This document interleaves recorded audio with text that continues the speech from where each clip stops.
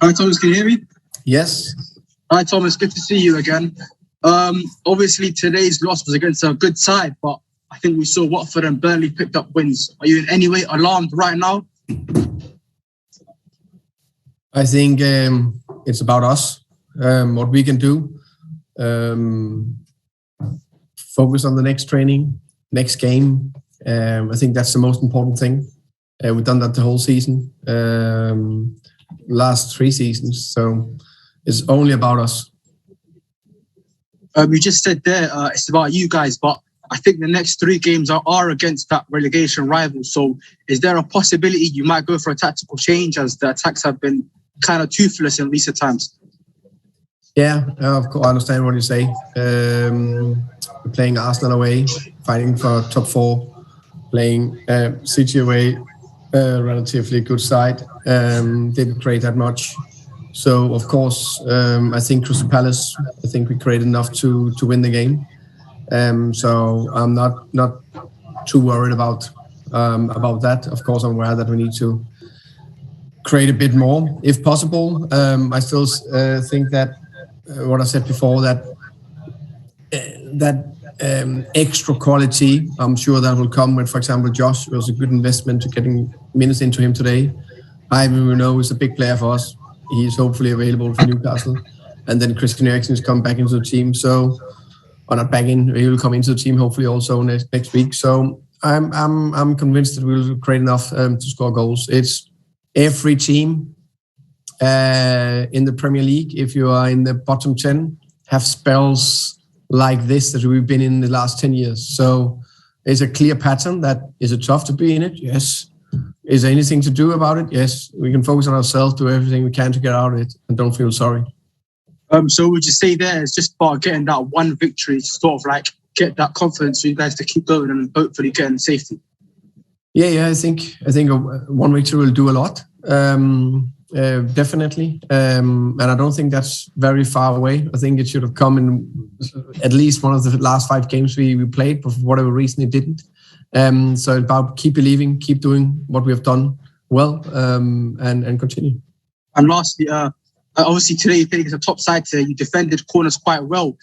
Is that a real positive you can take out of today's game? Yeah, thank you for asking, Ahmed. I agree. I think the last 5 games in the Premier League, we've given 0 goals away on defensive set pieces. I think that's a big thing. So that's a big plus. And also, I think, especially first half, we defended very well. Thank you very much, Thomas. Thank you. You're welcome. Jay Harris, please. Thanks, Chris. Hi, Thomas. Commiserations on the result. Can I start by just checking on what happened with Matthias Jensen in the first half, please? Yeah. Hi, Jay.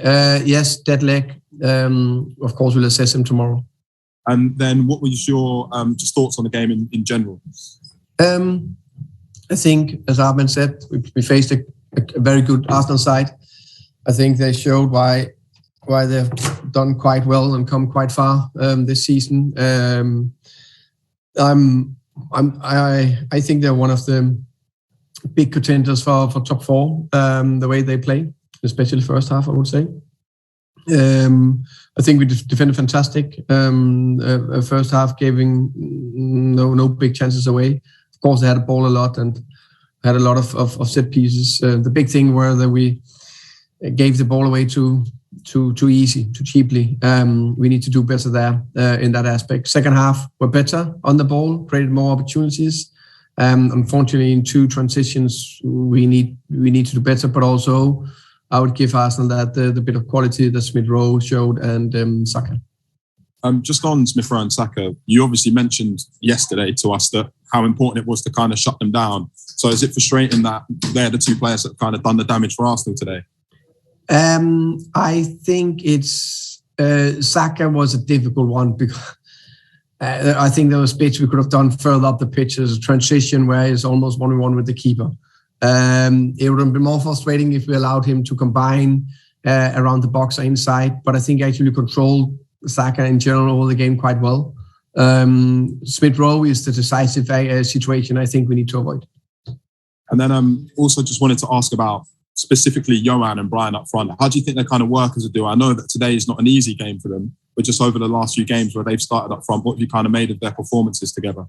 I think they did relatively well. I think it looked more dangerous second half. I think there was some quite good situation that could have given us more. I think last game was also, we put both of them on against City because they have COVID. So they were closer to do something against Crystal Palace, where Brian also got in some good situations. So I think it looks okay, promising with the two of them. And then a final question from me. I know you mentioned about, if you're a team in the bottom 10 of the Premier League, you're going to have spells like this.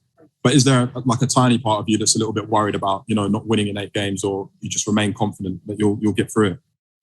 Yeah, I think there's no doubt that the toughest thing is to go through these spells, because you don't get natural energy by a win.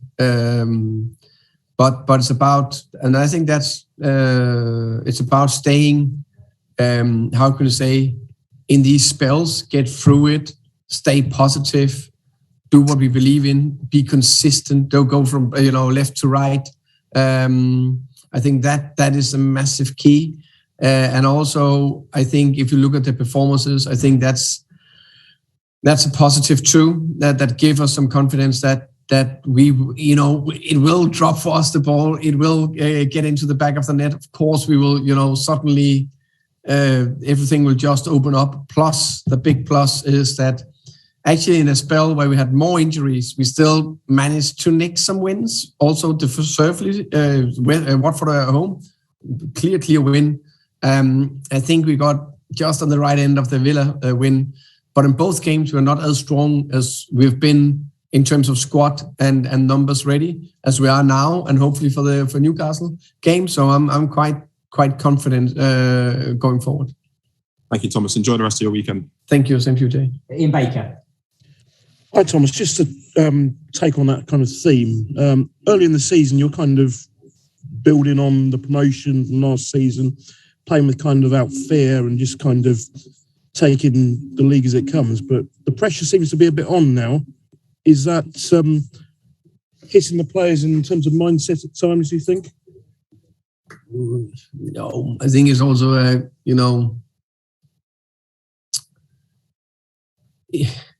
don't know how you can say measure fear. We're playing away to Arsenal, one of the biggest clubs. So the narrative is now this game, but in general. Yeah, but again, if you look at the last 4 out of 5 games we played, Arsenal, Man United, City, and Liverpool. I think they're relatively big clubs and good clubs, and it'll be a disaster if they lose points to us. And win toe-to-toe, Man United should have gotten something out of it. We played a fantastic defensive game against City. We did 60 very good minutes against Liverpool. Today, I want more, but we still play against the Arsenal side that done fantastically. So I think it's, I still think if you look at us in terms of the other teams that are below us, I still think they will prefer to be in our position. So for me, one game at a time, one training at a time. But is there a concern in your mind? Your team have been at their best when they kind of got free spirits about them, and maybe they might lose that one when there's more pressure on in terms of survival in this division. I think before the season, one game at a time, try to end as high as possible. I think that's a mindset that will bring us far. Thank you. You're welcome. Jim, please, and then we'll go on to Tony for Monday. Hi, Thomas. Thomas, on the pre-match press conference there before the Arsenal game, you spoke about your admiration for Saka. You mentioned it as Arsenal's most important player, in fact, Arsenal's most dangerous player. It's a bit coming home to roost there in terms of superstitious that you mentioned Saka, Thursday, and Saka is the player that does the damage there against you today. No, I think I was just right in terms of he's a good player. We knew that he could decide the game. I think he's doing very well. I think he have a even brighter future ahead of him. And I'm glad that Arsenal are playing him a lot, because I think he'll be a fantastic player for England also in the future.